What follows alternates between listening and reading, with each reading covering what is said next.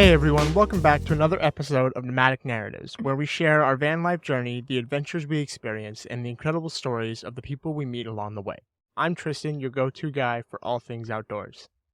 And I'm Stefani. I'm all about tech, AI, and bringing a little bit of Latina flavor to our travels.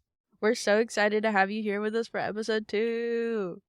Today, we're diving into something close to our hearts, how we got into van life. We'll be sharing the highs and lows of making this big life change, the challenges we didn't see coming, and the incredible excitement of starting this journey together. Yeah, we've got stories from downsizing all our stuff to learning how to live in such a tiny space with our dog and cat.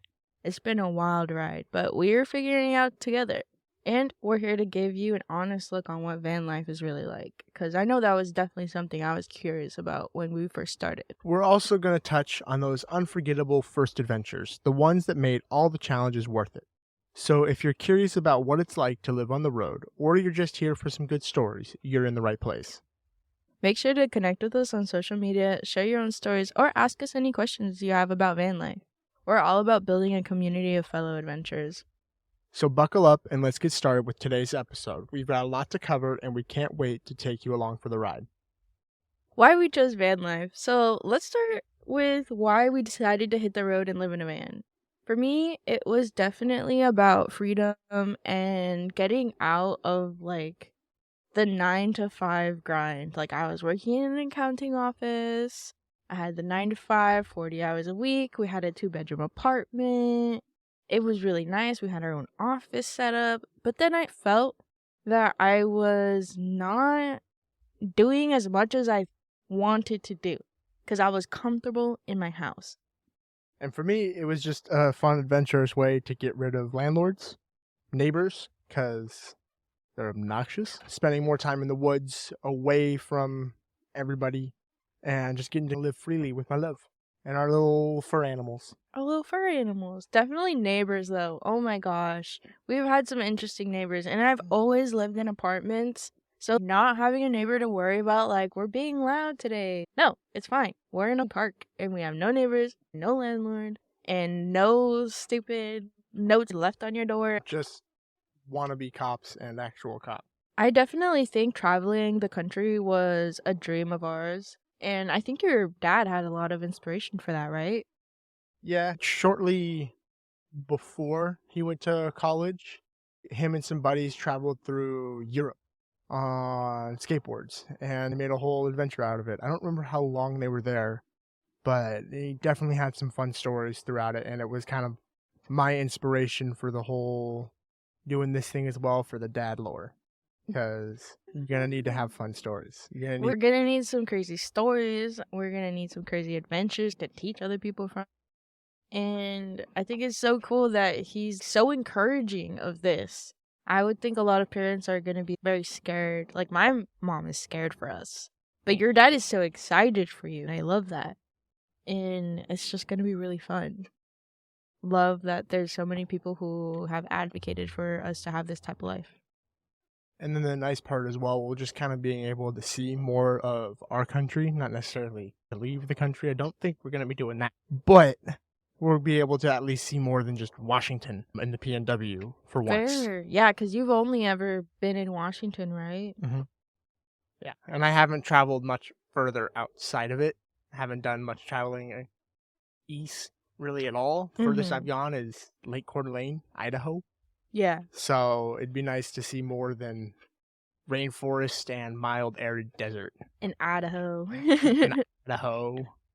Oh my goodness. I'm so excited to see small towns and stuff, giving Gilmore Girls. I'm trying to find that little small town life. This is true. That will be fun.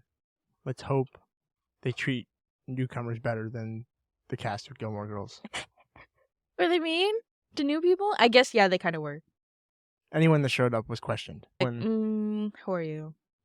What business do you have? I guess that's fair. But then, how do you not know if they're crazy? You gotta have an initiation process. We're cool people. I feel like people get that vibe. Yeah, and let's move on to some of our initial challenges. It definitely wasn't all sunshine and rainbows at the beginning. We had so much to learn. We had so many challenges we faced. Yeah, one of those had to be downsizing all of our belongings to be able to not even get what we wanted in the van, because that was still too many things. It was what we needed, what we used. And that was a much harder list to narrow down to. It was definitely the decision between want and need, and we have a very full storage unit. And just the shift in the fact that we drive a lot more than either of us would have thought. Yeah. 80% of our day is spent on the road, moving around. If you're not working, you're driving normally, going to somewhere to relax, going to swap cars, going everywhere, meet each other. anywhere, trying to settle down for the night. You're not really in one spot for more than a day, unless you're going camping. It's definitely a nomadic lifestyle in the sense that we all day, every day, are on the move. It is a little stressful sometimes not having a home base, but I think the positives outweigh the negatives. Well, I'd say it's not necessarily a fixed location home base. Our home base is the van. It's just not a fixed location. I mean a fixed location, like something that you don't have to think about where you're going to be for that night. Right now, we've found a few solid spots to kind of cycle through where we don't bother people, people don't bother us. We're on a rotation. Yes. A rotation. A rotation. Getting a system down for all of our amenities and chores. Oh my We don't have a gosh, washing machine, so you got to go to a laundromat. And luckily for myself, I work for the guy who owns the laundromat. I'm his handyman, so that works out well. Yeah, it was so interesting. He just ended up like making friends with him, and then now he works for him. With him. I'm a contractor, not his employee. Okay, so now you work with him. Him and his son. Which is really cool because then we get the VIP treatment in the laundromat. Yeah, it's a cool spot. He's a really cool guy. It's been a fun time working with him and everything. Good people, good people. And then we also had to keep track of our water. You need to get water. It's for the shower, it's for the sink, it's for dishes. If more than a couple dishes sits in the sink for more than a day, it starts to stink. You can't have chores waiting around. They have to be done. You don't have space for it, which turned out to be really like ADHD friendly for us, but it was still a struggle of getting in the habit. Some of us are still getting in the habit of some chores, but that is fine. All of us struggle. Some of us? Yeah, both of us. Fair. I definitely agree. Like, you have chores and you are not running away from them because you're only 6 feet away from anything at all times. Yeah. Everything is on display, which is nice for an ADHD brain, though. Because for me, it's like, if I can't see it, I will forget. But definitely these chores. And you will choose to put it somewhere you don't see it, so you can forget it. That is also true. Moving on. There's definitely other initial challenges we had, which included finding a van that fit our needs and budget. We spent a year researching and browsing different options. Eventually, we were able to settle down. We found one that seemed to fit pretty well. The first one we saw had some mild issues. Then they remembered they had a second one. And that one ended up actually being the winner. The second vehicle we looked at. Winner, chicken dinner. But finding it in the budget, we did get one that was already built out. We just didn't have the time or budget to build one. We were trying to get on the road immediately.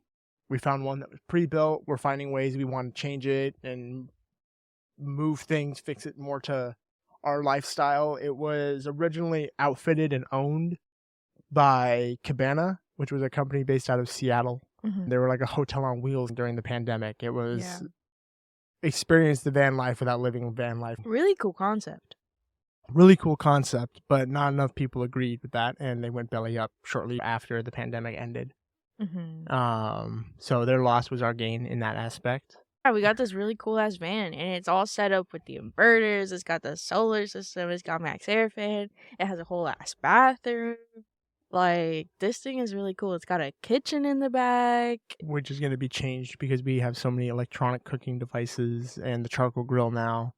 We're going to end up turning that into more of a better utilized storage space. It'll be converted, and we'll probably end up updating photos of that later on. Yeah, definitely room to grow, which I'm so excited about. What do we do with the animals? That is a fun one. We're fortunate enough that this one came outfitted with a max airflow fan, so it does a really good job of keeping the van cooler during these hot days. We kind of have to make sure we're taking cycles. The animals aren't left alone for more than 4 hours at a time. Just making sure they're fed in the morning, fed in the evening, because this thing has like woven wool walls. So if the cat doesn't get what he wants, he tries to scratch the walls, even though I built him a little scratching post. You little asshole. But that's like one of the things we're thinking about for changing the van is switching the paneling system and getting rid of these wool walls and doing thin wood paneling or something. Maybe some metal sheets so we can hang stuff with magnets. I think that would be a great idea. So again, we had to go into the shift of our flow of life. It wasn't as sedentary as it was before. Now we're constantly moving. We've had a break for the past few days. We're driveway watching for my parents' neighbors right now. Driveway watching. We're driveway watching. We're security guards. 24/7 coverage. Yes. At the moment. Oh my gosh, we should advertise ourselves like that. There are jobs called gatekeepers. And you just sit at the gate. We should look at that. And also living as minimal as possible. We don't have nearly as many belongings as we used to or anything like that. And the belongings we do have shrunk. So you do end up with less convenience. We only grocery shop for a couple days at a time. So there's no real bulk budget shopping or anything like that. You have to be a lot more cost effective. And we go to so many different stores to get the best prices for different things. And I've recently shifted to more of the carnivore diet. It's been benefits for me. We have to find places for cheap meat to be able to continue on with eating. Definitely. Eggs. I've liked the carnivore diet, actually. I'm not full in as much as you are, but because you're changing your diet and you cook, it's effectively changing my diet. It's actually been a good time, and I've been able to drink milk again. I can have a milkshake and not feel like shit, so that's really cool. Next, we'll move on to learning the ropes. Yeah, another big challenge was learning how to live in such a small space. We had to figure out how to organize everything and make sure we weren't stepping on each other's toes, for sure. And there was also the learning curve with things like how to manage our water supply, our electricity, and staying connected on the road. We're actually looking for another Wi-Fi source here. We just switched, and now we don't have any Wi-Fi at the moment. But we're figuring it out. The fun one for electricity is always making sure the batteries have enough juice. And with cooking, like I mentioned those electronic devices earlier, if you don't have the van on, it drains the battery in about 5-10 minutes and everything shuts off. So you have to stay on top of turning the van on, making sure it's on while you cook, turn it off when you're done so you don't waste the gas because that can get pricey as well. And our water supply, we had to find a spot to get a good hookup so we can get cheap water because a lot of places, for some reason, charge crazy for it. Amazingly, though, some old ladies have a crush on Tristyn here. No, that's not what's going on. I think, because we get free water. We never have to pay for our water to fill up because those ladies like you so much. The little old custodian thought it was ridiculous that I was getting charged $10 for water, so she said just to give it to me free from now on. Yeah, I love that. It's because you're so handsome. You got those pretty blue eyes. No. Let's not forget about the first few nights, though. It took some time for me to get used to sleeping in the van and dealing with the noises of different environments. You're not in an apartment where you're just hearing weird pipes. It's totally different. Like, you have cars driving by depending on where you park. You have people walking by having conversations, and that's kind of weird for me. We're not closed up as much as an apartment is. No, we're definitely not. And oddly enough, I don't know why, but when people see a vehicle that they think someone might be in, they do their damnedest to look in the windows. Just walk away. Don't pry and peep in. If there is someone living there, you're invading their space. They're parked on a public road. Leave them alone. Simple as that. You don't need the answer. An assumption is totally fine. Continue on with the rest of your day. It's for real. So many people stare at us. And our van is inconspicuous. And we'll have a full-sized RV trailer parked 3 cars down, and no one bats an eye. But we have a Ford Transit. I think it's more the curiosity that gets people. It's just like, that looks like it could maybe be, but I don't know if it is. then don't look in the window. Fair. Curiosity killed the cat. This is a good segue into I left the water pump on. Can you please turn it off? That's another thing. Remembering to turn off amenities so we don't damage them.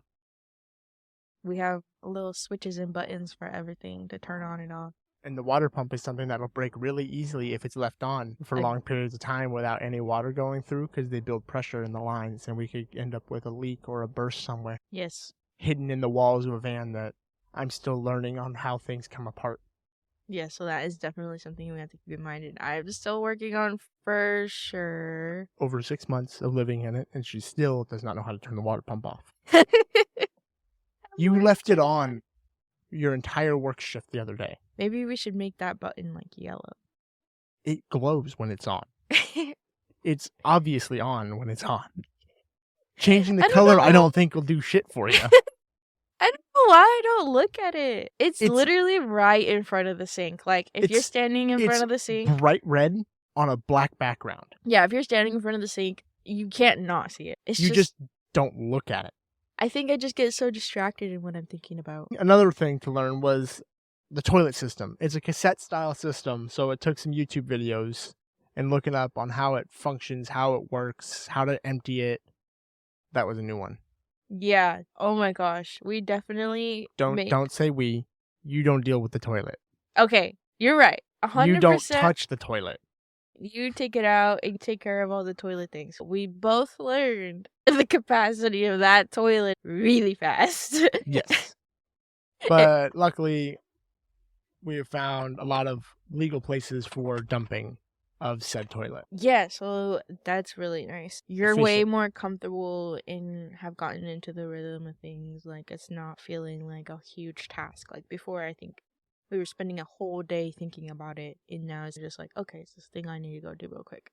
Because it was still, like, a little odd. You can go to, like, public porta potties, and because it's not that much waste, you're allowed to. At first, getting over the fact that you're rolling a shit suitcase over to a public porta potty, you get looks sometimes, and you just have to learn to ignore them because you're not doing anything wrong. You're taking care of your septic system, essentially. And if there's none of those available, there are dump sites at rest stops that we can go to and dump at as well. Yeah, so it's nice to have plenty of options to get rid of it. Leading into that, Lysol is essential. And learned that quick. Lysol and a vacuum, essential. Can't live without it. We have 2 fur babies. There's fur everywhere all the time. A leaf blower to it a couple days ago, and the fur is all back. Yeah, it doesn't look like we did shit. It's a little depressing. But I love them so much, so we're keeping them anyways. Even though I have to vacuum up all the fur twice a day because we have a Maine Coon mix and a Chihuahua who both shed so much. And I mean, me and Tristyn shed too. So it's like so much fur. And hair. We basically just accepted at some point we inhale fur. Maybe while we're sleeping, maybe while we're eating. I don't know. We're going to be getting an air purifier of some sort to just filter as much fur out of the air as we can. Because I'm pretty certain it's a 5-to-1 fur to oxygen ratio. 5-to-1 fur to oxygen. You're so dramatic. The excitement of the beginning. What a segue. So despite the challenges we faced, the excitement of starting the journey was incredible. I remember our first night on the road, we went to see Haystack Rock, which I don't think you had seen before. So we went to Haystack Rock down at Cannon Beach in Oregon. That was a really fun trip. The drive there was definitely trial by fire for us and understanding this van. We got hit with rain and snow, and both coming down heavy enough you couldn't see more than 15 feet in front of you. Yeah. Luckily, we were the only vehicle on the road, so we kept it slow and just drove in a straight line. You got freaked out because we saw an owl. What she didn't see was that same death omen owl got hit by a car. So it was its own omen. Yeah, white owls in Mexican culture are considered omens of death. If you see a white owl fly in front of you in your car, it's saying that somebody you know is going to die or something's going to die. That's really scary. And I just grew up with that superstition. It was instilled in me, and I still will see. Got absolutely annihilated. It was fun. I would have felt better if you told me that part. Because I would have been like, the omen was basically erased. Oh, it was erased up, more smeared. But it was gone. There was not an omen anymore. Poor baby. I still love owls, but they're bad omens. We made it there, no problem. Just found a parking lot that was 24-hour and posted up for the night. By the time we woke up, everything had cleared away. The snow was already mostly melted. Mm-hmm. We got to get some coffee, see the Haystack Rock itself, walk on the beach for a little bit, kind of just Had walked around breakfast town for a and little came bit back. and started driving back. It was just a quick little Valentine's Day trip. That was a really fun trip. The sense of adventure was so exhilarating being in a completely new place than where we grew up. It was really testing if we could do this thing. It was just so much fun. I think we both got so riled up after that. We were like, yes, we can do it. Let's do this thing. Let's go. It's so fun. Every day was a new experience, a new place to explore, and new people to meet. And you definitely meet some fun, interesting people along the way, and definitely some you run away from quickly without looking back. But seeing the world from the van window was really a dream come true. The landscapes, the sunsets, and the feeling of moving forward were all worth it for all the sacrifices we made for the transition. And I think now we don't necessarily see them as a sacrifice, but more of a change. I think at the time we saw it as things we were sacrificing for our new lifestyle. Mm-hmm. But now it's just our new lifestyle. We just changed. That was it. No sacrifice. And we ended up with this undeniable feeling of freedom. Mm-hmm. You could exist, be loud, do what you wanted, and you wouldn't have neighbors filing complaints. You wouldn't have people knocking on your door. People kind of just leave you alone for the most part. Yeah, it's so nice not having neighbors. We were also allowed increased time to spend in the outdoors. We've done a lot of different camping trips in our time since we started. And it's so nice because everything is already packed up all nicely in the car for us. Like, it is fun to see the difference when we go camping. We'll bring friends or family with us, and to them, they're running around. I don't have the things I need. I don't have the things I want. They feel very compacted and limited. mm-hmm. But when we go camping, that's our time to spread out, and we have more space than we normally do. We're living life. Yeah, being in the forest is so nice because you can get a dispersed camping spot and spread all the way out. We leave the doors open, the windows open, the animals can get out and walk around freely. Because, like, we're not doing that on the daily. We're not trying to be crackheads, like, taking up the corner, you know? We're very respectful. But just camping out in the forest is so nice. It's like having that big piece of land to just, like, stretch out. And just finding new places to see. I know one of your favorite things is finding new dog parks. I love finding new dog parks. Kayla, not so much. She doesn't always like finding new dog parks because they're new smells and new dogs. Yeah, and they're very stressful for her. A little nervous, but we're working on it. She's come a long way. I actually adopted her from a pound. Before, she did not want to see any dogs at all. And now she's 6 years old. We can go to the dog parks. We can walk by people and she doesn't bark. It's really cool how much she's come through. She goes on hikes with us and sees other dogs pass by and they'll be barking at her. And she's like, what are you looking at? As well, you get a vibe from when you meet people, when we can tell that they're not weirdos. If they ask, is that your van? Is that your cat? Because normally Adonis is up in the dash. Mm-hmm. It's fun to talk to him about what we're doing, why we do it. And normally we've been greeted with a lot of excitement and interest, not a lot of aggression or distaste towards it. Yeah, I wonder if that has anything to do with where we live and if that will change. Oh, it probably will. I have so. a feeling when we make it to some Midwest or Southern states, there'll be a little bit less hospitality to this lifestyle. Yeah, it's definitely a different one, but not too uncommon here. Well, that's also because normally it's angry little crackhead. So yeah, that's fair. And we live in a more urban lifestyle. Yeah. It's like a studio apartment's worth of stuff. Less. Even less, It's a definitely broom less. closet worth of stuff. A broom closet. You could fit You know all of our what? belongings in a closet. You know what? This looks about the size of a custodian's closet. For those who don't know, it's a 2019 Ford Transit. 2019 Ford Transit high top 250. It has the extended top, so I can actually stand in it and fit. Because you're 6 foot. It's nice to be able to stand and not be a hunchback. Mhm. The only spot that's hard to fit is the bed because it is exactly 6 feet. So I kind of sleep, but not the end of the world. Not the end of the world, but also an adjustment. And at one point, we had 2 queen size mattresses just for shits and giggles. It was For fun. We had like a super king size mattress down to like a full. 3/4 of our bedroom at one point were mattress. Over 50% of our room was We just had like mattress. 2 feet on either side and like 4 feet at the foot of it. It was a good sized room. It was bigger than the second bedroom. It was the master bedroom of the apartment. Working for myself has definitely been a blessing so far. Stressful, but definitely a blessing. It's had more benefits than downfalls. Definitely stressful though. She was able to find some fancy 3D printed window vents that were meant to fit in our windows, retrofitted for this exact window dimension. Yeah, Etsy's And awesome for custom shit. so it was great to be able to get those. It made a drastic change for keeping bugs out, keeping the cat in. And they still get a lot of fresh air. It's the equivalent to having the window open 6 inches with strong max airflow going. And either when it's cool out, you can turn it, blow the air in, so it's blowing cold air into the van, or if it's warmer, you can suck all the hot air out and get a breeze. It keeps nice fresh air and stays way cooler in the van. Definitely, it stays like 70 degrees or less at all times. Yeah, and I've been able to hang out without the van running for AC. I just chill in the bed, do some studying or reading or something. And then when it's time for a walk, I go for a walk. I'm able to hang out comfortably without feeling overheated in the van.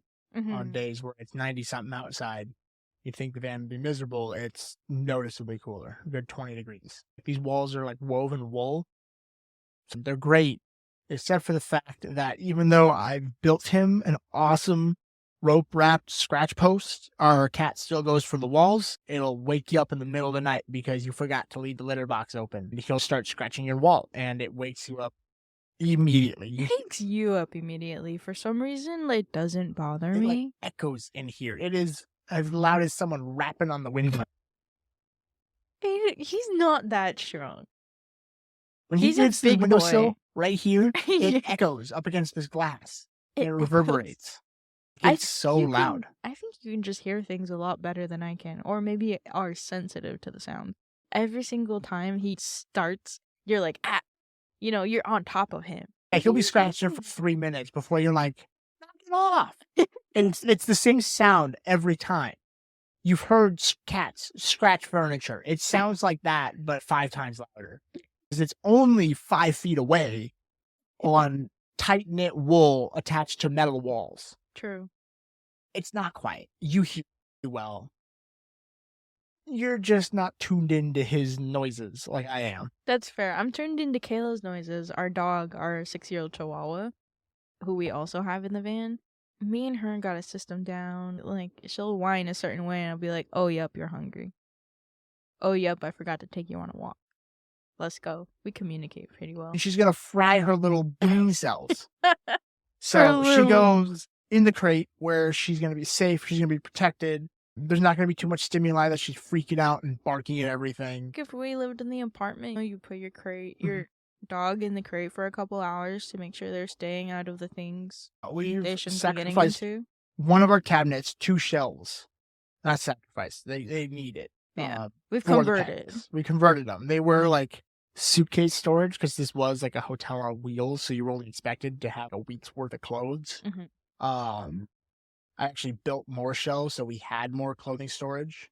We've made our own personalizations for sure. Except for some of them where we have our shoes. That one actually pretty strong, but we have a drawer above that that holds a bunch of odds and ends. Then we had to install a little bolt on that so it'll stay shut. When you hit the brakes, it'll fly open and can whack a cat or a dog, so we'd prefer not to do that. Oh yeah, we've definitely added lots of locks.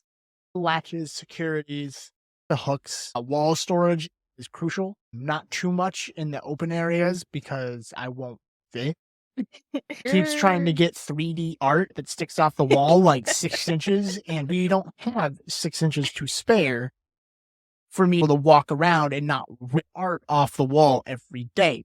This is why we have tucked away art walls where we have sticker collection. I have a couple pieces like prints and an original of like one of my favorite local artists. We put little metal decal signs up, and one of her good friends designed most of it, but he still needs to paint a lot of our walls. Yeah, a little mural action, including Tangled from Disney. Calvin and Hobbes theming, some fish, a little crow skull, just all odds and ends. So wild stuff. I also had my amazing tattoo artist.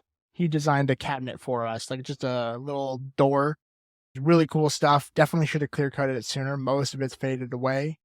Yeah, that was our bad. Now we know. Now I'll be clear coating it. I'll probably be bugging him again for it, but maybe a different cabinet. Yeah, not the same one. But they did a great job for what they were trying to do and what they had to do with. But I think we could probably give him a little bit more space. Customizations of the van was super exciting in the beginning, and it's still kind of the beginning for us, so it's still really exciting. Yeah, like we're converting the kitchen.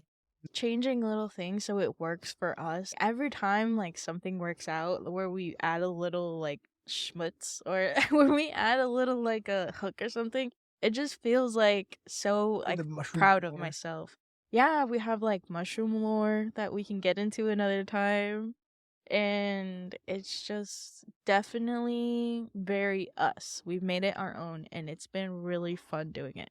And keep doing it. And to continue doing it. Make space that further fit our lifestyles. I can't wait to take pictures or see pictures of us like in a year. We'll get our social media set up at some point for this. I'm getting social media set up and some pictures out for everyone to see, not necessarily the build progress, but the edit progress, the renovation, if you will. Yeah, the behind the scenes. That's it for today's episode. Thanks for tuning in and being part of our journey. We had a really great time talking to you guys. We'd love to hear from you if you've experienced similar challenges or have any advice. Share stories of your first big adventure or your favorite adventure. We'll get our social media set up to be able to do that. We just don't have them yet, but keep an eye out for them. We're going to try and be on Instagram, TikTok, Spotify. We'll get it all set up in a bow. And I think we're going to try and stick it across all those as Nomadic Narratives so you can follow along. Yeah, definitely. If you search up Nomadic Narratives on TikTok, like nomadic_narratives. We'll get information posted on our Spotify bio. For sure. That's a good idea. All right. And if you're thinking about starting van life or any other kind of travel adventure, ask us your questions. We're here to help and share what we've learned. So thanks for tuning in and being part of the journey. Remember to subscribe to Nomadic Narratives and leave us a review if you enjoyed this episode. New episodes drop every Friday. Sometimes around noon, sometimes around 8 in the morning. We shoot for Friday. No set time, just shoot for Friday. And check in at the end of the day. There'll probably be an episode. Don't forget to give us a follow on social medias for more like behind the scene content. We'll try and post clips, funny moments of the podcast, photos or videos of our adventures. We have some that we are working on getting out. Some fun cap cuts on TikTok from our first few camping trips. You get to kind of see some of the van. How it started just a bit. And we're so excited that we got to share our beginners van life challenges. It's amazing to be able to share these stories with y'all. Van life isn't always easy, but it's the challenges that make the adventure more rewarding. We're so glad to have you along for the journey. That's it for today's episode. Thanks for tuning in and being part of our journey. See you on the road.